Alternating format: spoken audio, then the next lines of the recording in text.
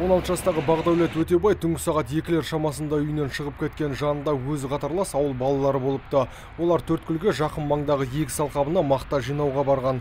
Арадан біршама уақыт өткенде балалар трактор тіркемесіне мініп ұйықтаған. Ал Бақдәулет болса өзгелерден бөлініп басқа тіркемеде жалғыз жатыпты. Осы кезде арнайы техника 2 тоннаға жуық мақтаны Бақдәулет Өтебайдың үстіне аударып жіберген. Көрсеңіз баланың мұрнынан қан ағып кеткен, ауа жетпеген, бәрі өкпесін бәрін көрдім ғой. Кәдімгідей сығылған 2 тонна мақта үстіне түскен. Ол азанда келіп қапынке төгілген.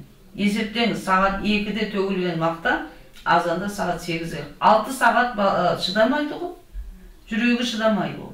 Мектеп оқушысы мақтаның астында қалғанын ешкім білмеген. Жұмыс беруші болса, оны үйіне қайтып кетті деп ойлапты. Сөйтіп егістіктегі жұмысын жасап жүре берген. Тек таң атқанда жиналған ақ-алтынды қабылдау бекетіне өткізбек болған. Осы кезде 500 теңге үшін жалданып жұмыс істеген 16 жастағы баланың мәйіті мақта арасынан табылыпты. Сәл бет жағында қалса, ол енді шығуы мүмкін. Енді ұйықтап жатқан бала үстіне түскеннен кейін шамасы келмеген мысалы. Ол қай жерінде қалып білмейміз ғой мысалы. Ол тойлан басында болған оның бәрі. Берді болмаған.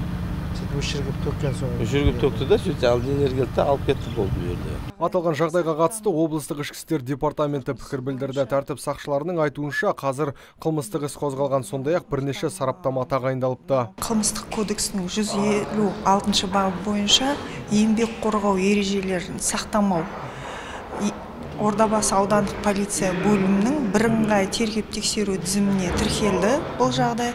Ал жұмыс беруші болса, баласын жоқтаған анадан кешірім сұрап келмепті.